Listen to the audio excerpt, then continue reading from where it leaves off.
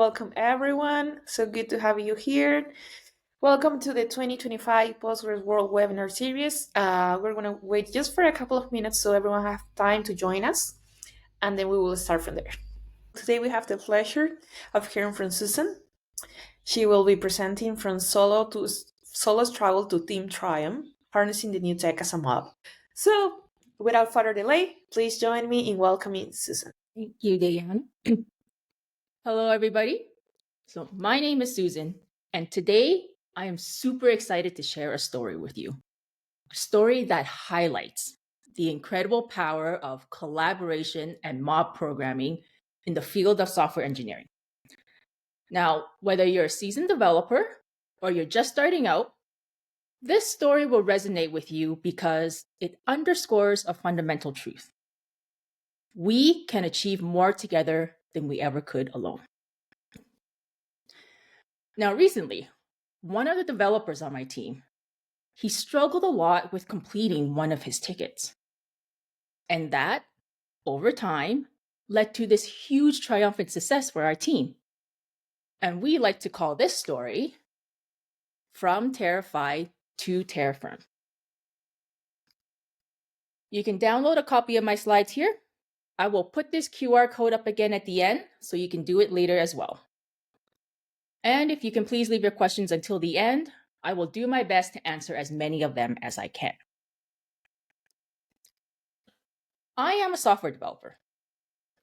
And this is Homero. Homero is also a software developer. Homero and I, we both work on the same team. And one day, Homero picked up a ticket that seemed pretty straightforward. Enable Datadog in delivery service. Datadog is a monitoring and analytics platform. And we use Terraform to enable and disable this feature in each of our services. Now, Spencer, our master of complexity, he made a casual comment. It's just a 2-line code change in Terraform. Piece of cake. And Homero, with a big smile, thought, oh, I will wrap this up in no time. So, Homero dove headfirst into his 2-line code change. He made his change, and he built his Terraform plan. What? Plan failed? Why did it fail? So Homero looked through the code, and it looked correct. It looked just like the change in order service. So why is it not working? So Homero reaches out to the infrastructure team for some help. And he waited. And he didn't get a response. So he reaches out again the next day. And he waited. And he still didn't get a response. So Homero reaches out again on the third day. And finally, he got someone. Sorry for the delay, Homero. We got over 300 emails this week, and I just got to yours. I can take a look now. I see. It looks like you're using an older version of Terraform. This code change won't work on that version. You will have to bump it up to the latest version. Oh, okay. So I will have to bump up the Terraform version to the latest version. Okay, I can do that. So Homero bumps up the Terraform version to the latest version, and he built his Terraform plan. What? Another failure? What is going on here? So again, Homero reaches out to the infrastructure team for some help. And again, it takes him a couple of days before he gets a response. Sorry for the delay, Homero. We are short-handed at the moment, and we are a bit overwhelmed with all the requests that we are receiving. I can take a look now. I see. You will need to do an incremental update. There is a breaking change in one of the Terraform versions, so you will have to bump it up to 0.13 first before bumping it up to the latest version. Of course, it would be a breaking change. So, Homero bumps up the Terraform version to 0.13, and he builds his Terraform plan. Finally, success. Let's put up this pull request. Homero puts up his pull request. Hey team, can I get some reviews on this super awesome PR? The next day, Homero didn't get any approvals. Hey team, when time permits, can I please get some reviews on this super awesome pull request? Homero gets one approval. Nice. Just 2 more approvals, and then I can release this into production. Another day goes by. Homero still needs 2 more approvals. Team, can I please get some approvals on this PR? It is really starting to block my work in the next ticket. So a couple of weeks later, Homero finally gets all of his approvals, and he is able to apply this change into production. Okay, time to bump it up to the latest version. So Homero bumps up the Terraform version to the latest version, and he builds his Terraform plan. And the plan was successful. And again, Homero puts up his PR for his new change. And again, takes him a couple of weeks to get all of his approvals. Finally, I can make my 2-line code change. So Homero makes his 2-line code change, and he builds his Terraform plan. And the plan was successful. Then he goes to apply the plan. What? Another error? Spencer told me that this was supposed to be an easy 2-line code change. So again, Homero reaches out to the infrastructure team for some help. And again, takes them a couple of days to get a response. I see. You can't apply that code change on an EC2. You will have to migrate the service to Fargate first. Oh my goodness. This was supposed to be an easy ticket. So Homero chugged along. In order for him to migrate the service to Fargate, he first had to create a temp service and direct all of the traffic to that service. Then he had to create a new service and direct all of the traffic to that new service. And each of these steps requires a PR, and each of those PRs took him a couple of weeks to get all the approvals that he needed. So after 4 straight months of working in Terraform, Homero was finally able to make his 2-line code change and enable Datadog in delivery service. He finally finished his original ticket. Oh my goodness, so much work in Terraform. Do I even know Java anymore?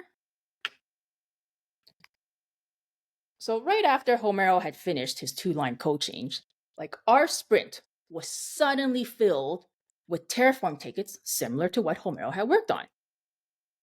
Out of the blue, the company decided that we needed to enable Datadog in all of our services as a new monitoring tool. And we only had 1 sprint to do it.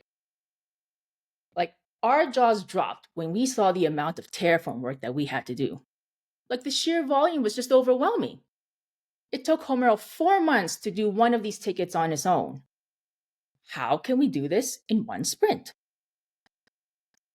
So the entire team sat there in the sprint planning. Ooh, that is a lot of tickets. How are we going to finish this in 1 sprint? Yeah, boss. I agree. I don't even know where to begin with these tickets. I'm going to need more than 1 sprint to figure this out. I don't think we can complete this all in 1 sprint. Well, what if we try mob programming? We can all code together on a single computer and we can use our individual strengths to tackle all of these tickets. Susan, that is a great idea. Like, way to take initiative and have the team work together. How did you come up with this idea?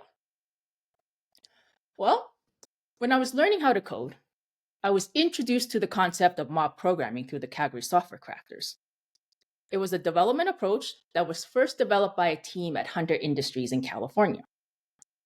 Mob programming is when the entire team gets together to work on the same task, on the same computer, at the same time. It extends the concept of pair programming to the entire team. It promotes collaboration, knowledge sharing, and collective code ownership. Now, mob programming, it's based off of the concept that in order for an idea to go from your head into the computer, it must go through someone else's hands first. This forces the talker to think about what they want done and how to communicate that effectively to the typer. So how does mob programming contribute to my team completing all of these tickets? Well, when I was first learning how to code, I started off with a book. Now, the book was cool, but it was still a book. Like, it felt like it was an instruction manual with like step-by-step instructions on how to write code in JavaScript. It didn't really teach me how to apply these concepts to other things like code challenges. And it didn't teach me how to troubleshoot errors. And trust me, I ran into a lot of errors. Like, I remember spending a week trying to figure out how to run code in the terminal so I can run my unit tests. Now, the book showed me how to build a website, but it didn't really show me how to run code so I can run my unit tests. And there was nobody there to help me. This was something that I had to learn on my own. So how did I end up learning this? Well, I learned it through mob programming. The Calgary software crafters hosted a mob programming session to work on a code challenge together using TDD, test-driven development. And then suddenly, there were a group of developers there with more experience than I did. And all of a sudden, I had a group of people that I can ask questions to. And the best part of it was that I can ask the question and then I get that response right away. I didn't have to wait for anyone to get back to me because they were all there. Mob programming was a big part of my learning journey. It helped me build my skills faster, and it took away a lot of the struggles that I had from learning alone. And this was something that I was really, really excited to try with my team. Now, my team, on the other hand, they weren't as excited. I don't know. Coding in front of people? That is some next level vulnerability.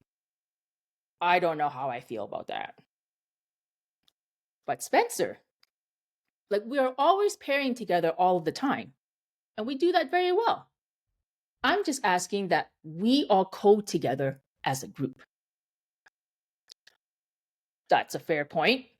We are always pairing together, and we do that very well. Okay, I will try it just for you. So, with the decision made to try mob programming, the whole team gathered in the boardroom for the session.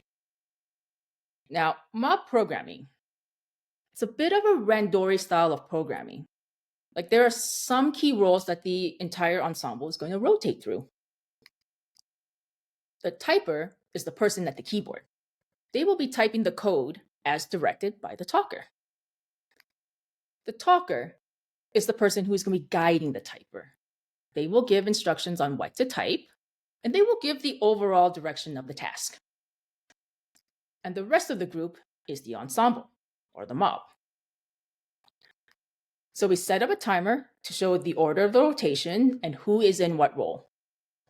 And then we set up a computer and we displayed the code on the monitor so that everyone can see the changes as they occurred.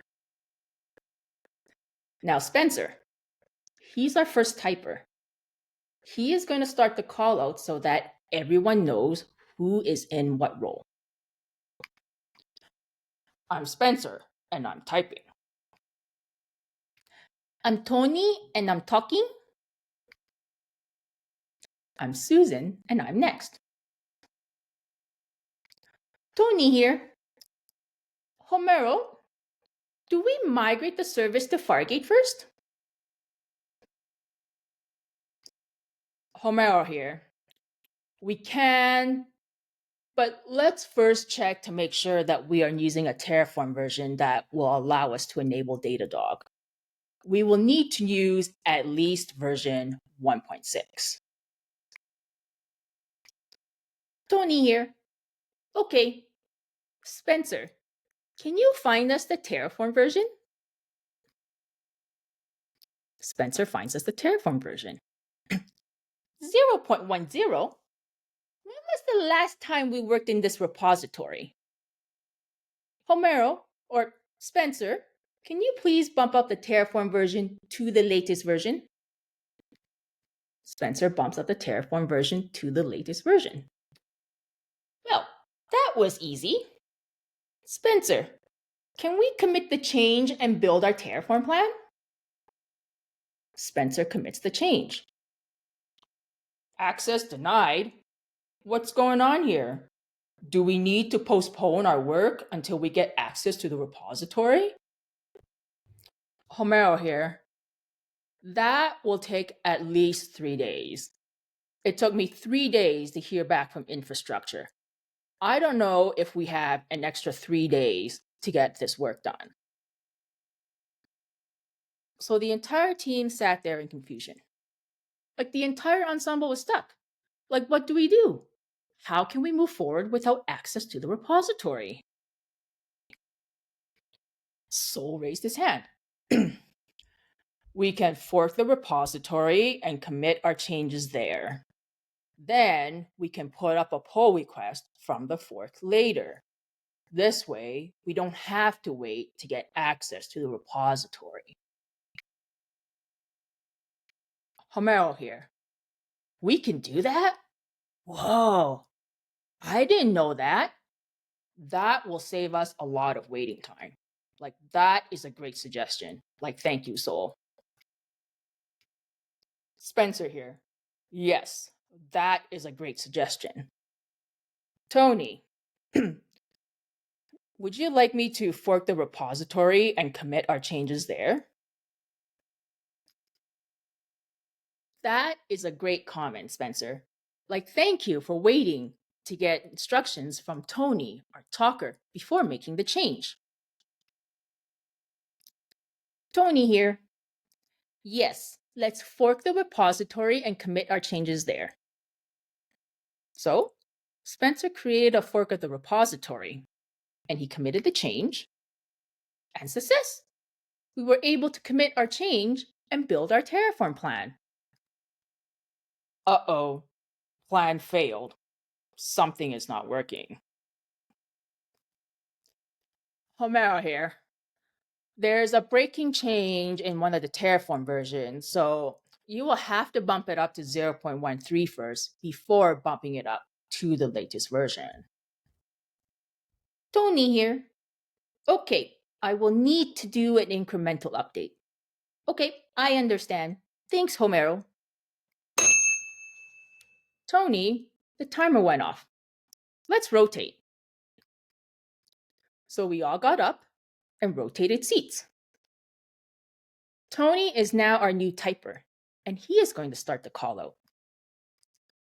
I'm Tony, and I'm typing. I'm Susan, and I'm talking. I'm Neha, and I'm next. Okay, so I am going to continue with Tony's intent before the timer went off. Tony, can you please bump up the Terraform version to 0.13 like Homero said? And Tony made the change. Okay, Tony, let's commit our change and build our Terraform plan. And after a few rotations through the typer and the talker role, we were able to bump up the Terraform version to the latest version. I'm Tony, and I'm talking. Homero, Can we migrate the service to Fargate now, or should I tell a joke first? Homero here. Yes, now we can migrate the service to Fargate. So, Tony gave instructions to the typer on what code he needed to change to migrate the service to Fargate.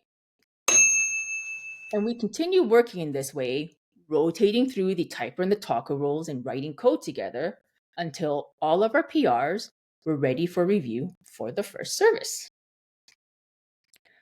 Tony here. That is a lot of pull requests. So, who do we ask to review our code? Like, we all worked on the code together, so who do we ask to review it? It's a good question, Tony. Did everyone get a chance to review the code as it was being written by the typer? Yes, we did. Okay, then are we all confident that we wrote the best piece of code that we can as a team? I think so. Then the code review is done. One of us just needs to put up the PR, and the rest of us can give our approvals. Really? That's really fast. I'm impressed.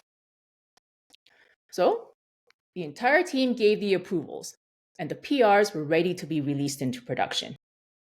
One service is done. Spencer here. I was looking through the code in the rest of the services, and it looks like we can just repeat these same steps for all of these other services. Is this something that we can try? Tony here. I think we can skip some steps. This service is already on Fargate, so we don't even need to do the migration. Those are some great observations, team. Like, I agree. This looks like something that we can repeat the same steps for all these other services, and that will help us work faster. And so, the entire team continued working, and we continue rotating through the typer and the talker roles. And then, at the end of the sprint, all of the tickets were done, all of the PRs were approved, and they were ready to be released into production. At the end of the sprint, we had a sprint retrospective. Okay, team, we did a lot this past sprint. I think it would be good for us to take some time to reflect on what we accomplished and what we learned. Who would like to go first? Spencer here. I would like to ask, how did we get all of this done? We started off the sprint with this many tickets. It took Homero 4 months to do one of these tickets on his own. And I've worked with Homero. He is a great developer. But it still took him 4 months. We did all of this in one sprint. How is that possible? Nay, I hear. We did ensemble together this time. Homero worked alone when he did it the first time. Would this have made a difference? That's a good question. We all have our own unique strengths that we bring to the table. Homero, he is awesome at Terraform. And Tony and I, we are great at SQL. And Spencer, he's the master of complexity. When we bring all of these skills together in an ensemble, we can solve different problems together as a team. We can rely on each other to fill in those knowledge gaps. For example, Tony was able to ask Homero what the first step was in Terraform work. And instead of waiting for possibly hours or days, like when Homero was waiting for the infrastructure team, we were able to get that response right away because Homero was right there. And by working together, we were able to get that 16-fold increase in productivity just by being able to ask Homero for guidance when we need it. And then by having Spencer point out that we can repeat these same steps for all these other services. And even when we got stuck because we couldn't commit our change because we didn't have access to the repository, Sol made a great suggestion to fork the repository and commit our changes there. Our knowledge overlapped so that we can solve problems and continue working, and that boosted our productivity and speed up the process. Homero here. Now I wonder if this would have gone faster if we had done it this way the first time, instead of me working alone and taking 4 months to do it. Tony here. I think for me, the best part was the learning experience. I came into this knowing very little about Terraform, but by the end of the sprint, I felt much more confident. Homero, you did a great job explaining things, and I learned so much from everybody. That is a good point, Tony. Like it sounded like mob programming not only helped us complete all of our tickets, but it also boosted our individual skills. What other benefits did you all notice? Homero here. I think the best part for me was the sense of unity and teamwork. Like we weren't just working on separate tasks, we were truly collaborating. It really made the work much more enjoyable and much less stressful. Nia here. Another thing I noticed was the quality of our work. By having multiple eyes on the code, we were able to identify potential issues early and come up with better solutions. Like it really improved the quality of our code, and it made the PR approval process go so much faster. I can't remember the last time I had a PR approved in under a week, and we did it practically immediately. We were able to get our code into production quickly instead of having to wait to get all of the feedback and all of the approvals. Tony here. I really appreciate the support. Because it was a safe space, I felt comfortable asking questions freely without feeling like I had to know. Knowing that we were all in this together really made a difference. Like it was great, it was reassuring to know that I had the team's backing, especially when working on something as complex as Terraform. Homero here. I was a little bit concerned that we might have had too many cooks in the kitchen, but with the way we rotated through the roles, it felt just right. I didn't get bored, and I was still able to contribute to the discussion, regardless of whether I was the talker or I was the typer. Those are some great observations. Like it sounded like mob programming had a positive impact on our productivity, learning, and team spirit. Does anyone have any suggestions on how we can improve in the future? Tony here. Maybe we can do a retro at the end of each session in addition to doing it at the end of each sprint. This will give us an opportunity to reflect on our progress throughout the sprint, and we can identify areas of improvement for the next session.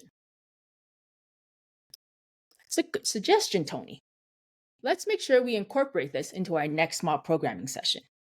Like, good job, team. So, after an entire sprint of mob programming, the team had a new energy. Before we started programming together as an ensemble, we were faced with the daunting challenge of enabling Datadog in all 4 of our remaining services. And in just one sprint, through the power of collaboration and mob programming, we were able to condense Homero's 4 months of work into one sprint. So for those of you considering mob programming for your teams, here are some suggestions to help you get started. So first, set up a shared coding environment. Whether you're working remotely or in person, make sure you have a shared coding environment that everyone can work on. And this can be a virtual machine for remote teams, or it can be a single computer for in-person sessions. Next, define the roles. So assign the roles, like the typer and the talker, and make sure that you rotate through them regularly so that everyone has a chance to participate and learn. Use a timer. So set up a timer to manage turns and to keep the session focused. This will keep the session moving at a steady pace, and it will give everyone an opportunity to contribute. And then encourage open communication. Create a space where everyone is comfortable sharing their ideas and asking questions. Open communication is the key to effective collaboration. And lastly, start with small tasks. Start with smaller, more manageable tasks to get the team comfortable with the process, and then gradually move on to bigger, more complex tasks as the team gains confidence. So, our journey from Terrify to Terraform highlights the power of collaboration and mob programming. Thank you. Thank you, Susan. Thank you for such a insightful presentation. I think we all have enjoyed really much. Well, now we are gonna have a time for Q&A. If you have any questions, please feel free to drop in the chat right here. Well, Susan, we have a question right there. Sergi is asking, well, he enjoyed the presentation, thank you. But how often do you practice mob programming? Mob program, I think that is going to depend on your team. Now, on my team, we do it every other week. And the way we started was we started working on our backlog and just getting some of those tickets done so that we are reducing our technical debt. And we started doing that because we weren't prioritizing those backlog tickets as much as we should have in the sprint. So our technical debt kept getting bigger. So we started incorporating mob programming every other week so that we can start working on some of the simpler tasks just to cut that down. And now that kind of transitioned into learning. So the company wanted us to become, instead of just a back-end team, they wanted us to be a full stack team. So now we are using these mob programming sessions to learn front-end work and how to do that more effectively. So, Sergi is asking, do you think that at some point in time your team will be learn a lot and will be able to work individually? Again, I think that depends. Like every team is different.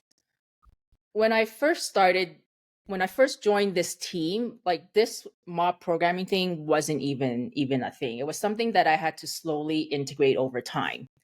And now it gives us an opportunity to use it to work on some of our lower priority work, and it still gets done, and now we're using it to learn. So I think it depends on what our team's goals are. um, I know that we've started doing a lot more of these sessions frequently because we are trying to get everybody onboarded into front end programming and learning everything that we need to do.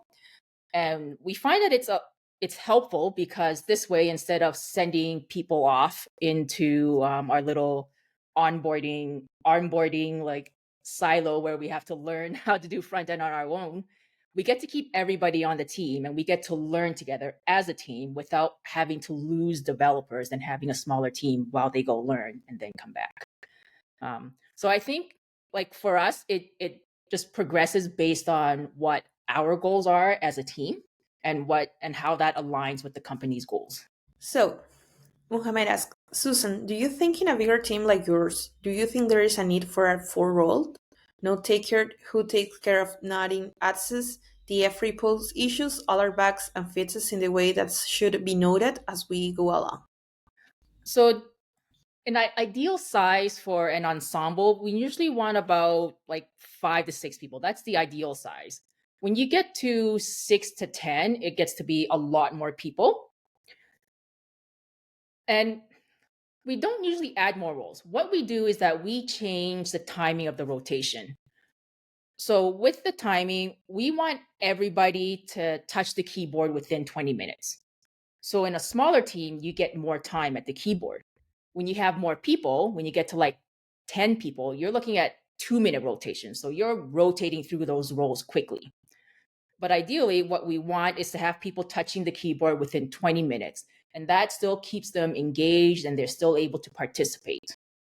So I hope that answers your question. I want to give a big thank you to Susan for such an amazing presentation and her time. And of course, to all of you who are here being part of this webinar, we have more to come in the next week, so please feel free to join us. Thank you, everyone. Have a great day. Thank you, everybody.